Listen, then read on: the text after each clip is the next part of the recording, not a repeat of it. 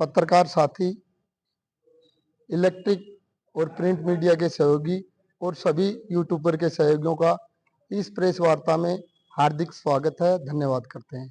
जैसे कि आज मैं राकेश तंवर, राष्ट्रवादी जनलोक पार्टी प्रदेश अध्यक्ष और हमारे सहयोगी गठबंधन के इंडियन नेशनल लोकदल पार्टी के प्रदेश कार्यकारिणी सदस्य दिनेश सिंह शेखावत संयुक्त रूप से एक प्रेस कॉन्फ्रेंस आज कर रहे हैं, जिसका विषय रहेगा कि हरियाणा के ताज़ा राजनीतिक घटनाक्रम पे हम चर्चा करने जा रहे हैं कि हरियाणा के 10 लोकसभा सीटें जो भारतीय जनता पार्टी घोषित कर दी, एक भी सीट पे राजपूत प्रत्याशी को मौका नहीं दिया गया।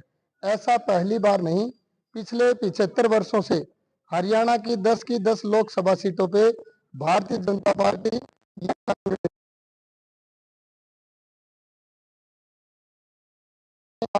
समय समय 95% वोट करता आया है और भारतीय जनता पार्टी ने न पिछली बार न अब राजपूत समाज को न कि लोकसभा में बल्कि राज्यसभा में भी राजपूत समाज से किसी व्यक्ति को आज तक नहीं भेजा। इससे गुस्से में और रोष में राजपूत समाज पूरे हरियाणा प्रदेश में बड़ी बड़ी महापंचायतें करके और अपने प्रत्याशी उतारेगा। अपने सहयोगियों के साथ, अपने तमाम राजनीतिक सहयोगियों और 36 बिरादरी के भाइयों के सहयोग के साथ राजपूत समाज अपने प्रत्याशी उतारेगा। इसी कड़ी में 31 मार्च को कुलाना झज्जर में रोहतक लोकसभा का प्रत्याशी कुलाना में महापंचायत करके 36 बिरादरी के भाइयों से सहयोग लेके और अपने राजनीतिक दलों से सहयोग लेके अपना प्रत्याशी चुनेगा।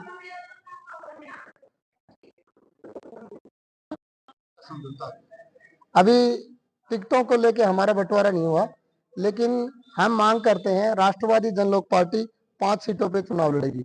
जैसा कि अभी हम बता रहे 31 मार्च को कुलाना में रोहतक लोकसभा की सीट को लेके एक महापंचायत होने जा रही है, जिसमें महापंचायत करके अपना प्रत्याशी चुनेंगे और सहयोगी गठबंधन दल से और सहयोगी 36 बिरादरी के भाइयों से समर्थन मांगेंगे। उसके बाद फरीदाबाद लोकसभा की महापंचायत फरीदाबाद में होगी, उसके बाद हिसार लोकसभा और उसके बाद महेंद्रगढ़ भिवानी लोकसभा की प्रत्याशी चुने जाएंगे। लगभग 10 मार्च तक हम अपने सभी प्रत्याशी चुन लेंगे।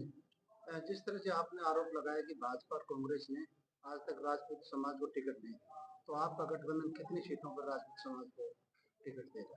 अभी राजपूत समाज के तमाम संगठन, जिनमें राजपूत सभा, अखिल भारतीय क्षत्रिय महासभा और हरियाणा प्रदेश राजपूत प्रतिनिधि सभा के साथ साथ करणी सेना के सभी अलग अलग संगठनों के दल हैं, उन सभी का और महाराणा प्रताप युवा सेना संगठन, तमाम राजपूत समाज के सभी संगठनों ने राष्ट्रवादी जनलोक पार्टी को समर्थन देने का ऐलान किया है।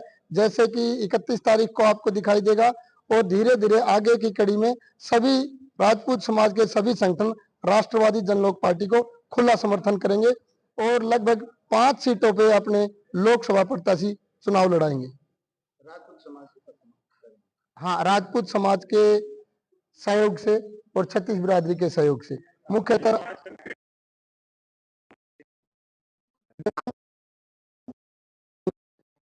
जैसे हमारे सिरसा और अम्बाड़ा से हैं, तो इंडियन नेशनल लोकदल से हमारा गठबंधन है, तो उनमें चर्चा करके हम वहां के प्रत्याशी तय करेंगे। आप जैसे कह रही थी आप किसी भी राजपूत को टिकट नहीं दी, तो अभी तो कांग्रेस ने तो नाम अभी अनाउंस कुछ किए नहीं है, तो उन्हें क्या करें? देखो, संभावना है, क्योंकि कांग्रेस ने पिछले 75 वर्षों में कभी भी राजपूत समाज को टिकट नहीं दी, राज्यसभा में भेजने का कोई कार्य किया राजपूत समाज के किसी प्रतिनिधि को। तो ऐसा अब की बार भी दिखाई दे रहा है कि कांग्रेस शायद ऐसा नहीं करेगी, क्योंकि उनके अनुमानित संभावित प्रत्याशी जो एक्सरसाइज कर रहे हैं 2-2, 3-3 प्रत्याशी, तो उनमें कोई भी राजपूत समाज के व्यक्ति को उन्होंने ऐसा नहीं बोला। आप अगर महेंद्रगढ़ भिवानी की बात करें तो आपका मजबूत कैंडिडेट कौन है? महेंद्रगढ़ भिवानी से हमारे साथ में दिनेश सिंह शेखावत है सतनाली से, और भी इंडियन नेशनल लोकदल से भी और राष्ट्रवादी जनलोक पार्टी से भी प्रत्याशी हैं। हम चौधरी अभय सिंह चौटाला जी से बातचीत करके महेंद्रगढ़ भिवानी का प्रत्याशी चुनेंगे। दोनों समाज से कई नेता ऐसे हैं जो शीर्ष नेतृत्व में शामिल रहे भी हैं और फिलहाल भी हैं। ऐसे जो राजपूत समाज के नेता हैं उनके बारे में क्या कुछ कहेंगे? देखो, राजपूत समाज का नेतृत्व शीर्ष पार्टियों में कहें या शीर्ष नेता कहें तो हरियाणा में तो जीरो है। हरियाणा में राजपूत समाज का नेतृत्व किसी भी पार्टी में अग्रणी नहीं रहा। वो पीछे दरी और चटाई बिछाने की भूमिका में रहा है। इसका जागता जीता सबूत आप देख ही रहे हैं। जैसे कि हम बता रहे हैं कि किसी भी लोकसभा और राज्यसभा में प्रतिनिधि नहीं मिला तो दरी चटाई बिछाने वाले ही कहेंगे हम तो। और आप बता रहे हैं कि केंद्रीय लेवल पे हैं, तो केंद्र लेवल पे जो नेता हैं उन्होंने राजपूत समाज के हरियाणा की अनदेखी की है और करवाई है। पीछे कैथल प्रकरण रहा, राजपूत समाज के ऊपर लाठियां चली, गोलियां बरसाई गई और अवैध रूप से सैकड़ों बुजुर्गों को हिरासत में लिया गया, तो केंद्रीय नेतृत्व की आवाज तक नहीं आई। तो हरियाणा प्रदेश का राजपूत इस बार गुस्से में है। केंद्र से आए या बाहर से आए, किसी भी भारतीय जनता पार्टी के राजपूत नेता को स्वीकार नहीं करेगा, उसका समर्थन नहीं करेगा। आज आपका मेन फोकस ये है कि किसी भी राजपूत नेता को टिकट नहीं मिले। देखो, ये समाज का दर्द है भी किसी भी राजपूत नेता को लोकसभा में किसी भी पार्टी ने टिकट नहीं दी। और राजपूत समाज का हमारे साथ समर्थन है कि राष्ट्रवादी जनलोक पार्टी सभी प्रत्याशी सीटों पर अपने प्रत्याशी चुने और राजपूत समाज खुले तौर पे उसका समर्थन करेगा। जैसे कि महेंद्रगढ़ भिवानी में 2 से 2.5 लाख राजपूत समाज की संख्या है, लेकिन किसी भी पार्टी ने आज तक टिकट देने की कोशिश नहीं की। ऐसे ही करनाल में 2.25 से 2.5 लाख राजपूत है। करनाल लोकसभा सीट में वहां भी किसी भी राजपूत को आज तक टिकट नहीं दी गई। फरीदाबाद में भी, फरीदाबाद लोकसभा में 2 से 2.5 लाख राजपूत है, तो फरीदाबाद में भी किसी पार्टी ने राजपूत समाज को नहीं चुना। आज का क्या उद्देश्य था? ये था कि क्या कोई जो कैंडिडेट है उसको टिकट दिलवाना है जो राजपूत समाज से? आज की मीटिंग का उद्देश्य ये है कि राजपूत समाज 5 लोकसभा सीटों पे अपना प्रत्याशी उतारेगा और उस राजपूत समाज ने राष्ट्रवादी जनलोक पार्टी को अपना समर्थन दिया है। ये समर्थन आपको 31 तारीख को कुलाना में दिखाई देगा, जिसके लिए कल झज्जर में राजपूत समाज के हरियाणा प्रदेश के पदाधिकारी कॉन्फ्रेंस करने जा रहे हैं और वो कॉन्फ्रेंस में ये कहेंगे कि राजपूत समाज का खुले तौर पे राष्ट्रवादी जनलोक पार्टी को समर्थन है। इनेलो के साथ समझौता हो चुका है कि 5 जो कैंडिडेट होंगे वो राजपूत समाज से होंगे। नहीं, इनेलो के साथ ये समझौता नहीं, इनेलो के साथ टिकट बंटवारों का समझौता है। और जो राष्ट्रवादी जनलोक पार्टी इनेलो के कोटे से जो टिकटें लेगी, उन टिकटों का चुनाव राजपूत समाज के महापंचायत में बैठ के करेगी प्रत्याशी का चुनाव। जिस तरह से आपने बीजेपी और कांग्रेस पे आरोप लगाया कि उन्होंने कभी टिकट नहीं, तो क्या आप इनेलो से भी मांग करेंगे कि उनकी जो 5 सीटें हैं उनमें भी राजपूत समाज को हाँ, इनेलो से भी मांग करेंगे कि राजपूत समाज को भी प्रतिनिधित्व दिया जाए और पूर्व में इनेलो ने राजपूत समाज को लोकसभा में मौका दिया है। अभी दिनेश सिंह शेखावत आपके बीच ये पक्ष रख भी देंगे। जिस तरह से आपने पिछली बार यहाँ से विधानसभा का चुनाव लड़ा जी, तो ये कयास लगाए जा रहे हैं कि आप भिवानी महेंद्रगढ़ से चुनाव मैदान में आने के बाद अभी 31 मार्च को ये क्लियर हो जाएगा। पहले रोहतक में एक बहुत बड़ी महापंचायत होने जा रही है, तो रोहतक में जो प्रत्याशी हो जाएगा डिक्लेयर, उसके बाद फरीदाबाद का होएगा, उसके बाद महेंद्रगढ़ भिवानी की आपको सूचना देके एक बहुत बड़ी पंचायत महेंद्रगढ़ और भिवानी के बीच कोई जगह चुनेंगे, वहां प्रत्याशी समाज के बीच प्रत्याशी की घोषणा होगी। और हम चाहते हैं कि प्रत्याशी भी समाज और पंचायत ही चुने। जो 5 सीटें हैं आपको मिली है कौन कौन सी? राष्ट्रवादी जनलोक पार्टी मुख्य तौर पे रोहतक, फरीदाबाद, महेंद्रगढ़ भिवानी, हिसार सीटों पे चुनाव लड़ना चाह रही है, जिनमें से 2 रिजर्व हैं। तो रिजर्व कोटे से हम 1 सीट इंडियन नेशनल लोक दल के साथ लड़ना चाहते हैं। उनमें से मुख्यतः अम्बाड़ा है रिजर्वेशन में। जैसे कि सिरसा में इनेलो का संगठन मजबूत है और राष्ट्रवादी जनलोक पार्टी का संगठन अम्बाड़ा में मजबूत है, तो हमने इनेलो से मांग की कि हम रिजर्वेशन में अम्बाड़ा की सीट पे चुनाव लड़ना चाहते हैं। जैसे बीजेपी दावा कर रही है कि हरियाणा में 10 की 10 सीटें जीतेगी, तो आप क्या मानते हैं कि आपके गठबंधन को कितनी सीटें मिलेंगी? तो सोचते हैं कि 5 सीटें जीतेगा और बीजेपी शायद हरियाणा में खाता भी ना खोल पाए। कारण कि बीजेपी ने जिस तरह से राजपूत समाज, किसान कमेरा वर्ग, किसी भी वर्ग को, चाहे व्यापारी हो चाहे मजदूर हो, किसी भी वर्ग को बीजेपी ने बख्शा नहीं। तो फील्ड में जैसे जैसे जाते हैं तो सभी वर्गों के लोग बीजेपी से नाराजगी व्यक्त कर रहे हैं। अभी बीजेपी ने जल्दबाजी में मुख्यमंत्री बदल के दूसरे मुख्यमंत्री को लगाया। हमारे भाई पिछले 9.5 साल से मनोहर लाल जी ईमानदार ईमानदार का गुणगान कर रहे थे, और 2 महीने बाद बीजेपी नायब सैनी को बदल देगी तो बेचारे नायब सैनी का गुणगान करते करते उसका गुणगान करेंगे।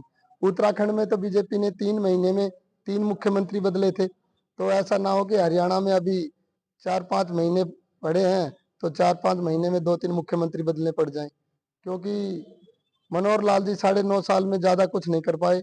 उनकी पूर्णतः फेलियर को छुपाने के लिए बीजेपी ने नायब सिंह सैनी को चुना, और पूरा फेलियर का ठीकरा नायब सिंह सैनी पे फोड़ना चाहते हैं कि हार का कारण आप हो, जबकि हार का कारण तो बीजेपी के खुद के कारनामे रहे हैं।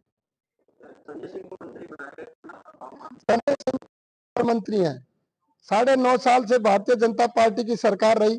पिछली सरकार में राजपूत विधायक थे, इस सरकार में विधायक हैं, लेकिन भारतीय जनता पार्टी ने किसी को 9.5 साल तक नहीं माना। और अभी चुनाव आ गए तो संजय सिंह जी कोई कार्यभार के मंत्री नहीं है, संजय सिंह जी तो चुनाव प्रचार मंत्री हैं। जैसे कि आप देखेंगे भारतीय जनता पार्टी की बिल्कुल साफ है, पॉलिसी बिल्कुल साफ है कि वो राजपूत विरोधी है। आप एक बात देखिए, मैं आपको बताना चाहता हूँ, निर्दलीय एमएलए का एक ही वोट होता है। हमारे नैनपाल रावत फरीदाबाद जिले के पलवल विधानसभा से विधायक हैं, एक ही निर्दलीय ने समर्थन दे रखा बीजेपी को, और एक विधायक हमारे रणजीत चौटाला जी हैं। रणजीत चौटाला जी भी निर्दलीय विधायक हैं, उन्होंने भी बीजेपी को समर्थन दिया। रणजीत चौटाला जी को बीजेपी ने पावरफुल मिनिस्टर बनाया, और नैनपाल रावत को बीजेपी ने झाड़ू पोछो वालों में रखा, आज तक उनको मिनिस्टर नहीं बनाया। तो वो नैनपाल रावत का दोष ये था कि वो राजपूत समाज थे, इसलिए उसको ना तो मंत्री बनाया ना किसी बड़े ओहदे पे रखा, और दोबारा सरकार बनी तो भी नैनपाल रावत को बीजेपी ने मंत्री नहीं बनाया, जबकि रणजीत चौटाला जी को मंत्री के साथ साथ उनके पुत्र को लोकसभा हिसार से टिकट भी दी। तो ये तो स्पष्ट भेद कर रही है बीजेपी कि राजपूत समाज के किसी व्यक्ति को, नेता को, एमएलए को, किसी को भी नहीं बख्श रही। जातिगत वोट बैंक के चलते संजय सिंह को अगले मंत्री पद दिया गया। संजय सिंह तो प्रचार मंत्री हैं, जातिगत वोट तो पहले भी यही था, 2009 में भी था, 14 में भी था, 19 में भी, 24 में भी। वोट बैंक की परवाह नहीं करते, लेकिन अब उनको परवाह यह है कि राजपूत समाज भारतीय जनता पार्टी से नाराज है, रोष में है, गुस्से में है। पिछले कार्यकलापों पे आपने देखा होगा, पूरे हरियाणा के जिले स्तर, तहसील और विधानसभा लेवल पे राजपूत समाज में बीजेपी, आरएसएस, मनोहर लाल और मोदी का पुतला जलाया और विरोध किया। वही विरोध अब देखने को लोकसभा में मिलेगा। इस विरोध को दबाने के लिए, इससे डरते हुए बीजेपी ने संजय सिंह जी को मंत्री नहीं प्रचार मंत्री बनाया। राजपूत समाज से भी कोई न कोई लोकसभा में जाए, और इसके लिए हम सारे आने वाले 31 तारीख को कुलाना में सारे इकट्ठे हो रहे हैं, और आने वाले 31 तारीख को एक राजपूत समाज पूरा मिलजुल कर जो भी फैसला लेगा हम उस पर फूल चढ़ाने का काम करेंगे। और हमारी पार्टी जो है कि इंडियन नेशनल लोकदल पार्टी है, उन्हें हमेशा सारी 36 बिरादरी को इकट्ठा किया है और उनको बड़े बड़े पद भी दिए। माननीय ताऊ देवीलाल ने अपनी जो सर्वसम्मति से चौधरी देवीलाल जी चुने गए थे, उनके बाद प्रधानमंत्री का पद पर चुने गए थे, और उन्होंने प्रधानमंत्री का पद भी वीपी सिंह जी को देने का काम किया था, और उसके बाद चंद्रशेखर जी को भी प्रधानमंत्री ताऊ देवीलाल जी ने ही बनाया था। तो ये जो भारतीय जनता पार्टी वगैरह है, ये हरियाणा में ना किसी को आज तक 75 साल का इतिहास में किसी ने भी राजपूत समाज को टिकट देने का काम नहीं।